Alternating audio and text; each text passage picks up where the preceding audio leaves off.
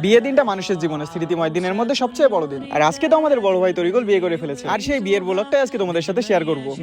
ছেলের হাসি দেখেছো? তবে এটা ভেবেই কষ্ট লাগছে, আর কখনোই দেখতে পাবো না ভাইয়ের এই হাসি মাখা মুখটা। বিয়ে জিনিসটাই এমন, ছেলেদের সকল সুখ কেড়ে নেয়। তো এই ধ্বংসের দিনটার জন্য বিয়ের আগের দিন রাতে একটু চুল টুল গুলো কেটে নিচ্ছি। না মানে ভাইয়ের শালিরাও তো আসবে। এবার আমরা বাজারে চলে আসি টুকিটাকি কিছু কেনাকাটা করার জন্য। না আমি ভাই গরিব মানুষ, এগুলো তো আমার না, এগুলো তো বড় লোক মুশফিকের।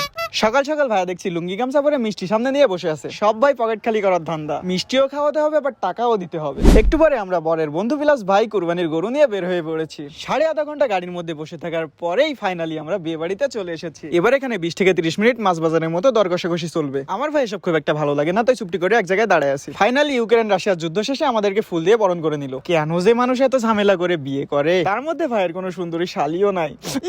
ভাই সত্যি কি তোর শালি নাই? না ভাই দাঁড়া দেখছি। শ্বশুর আব্বা এদেরকে কিছু খাওয়াই বিদায় করেন। ভাই এই ছিল তোর মনে?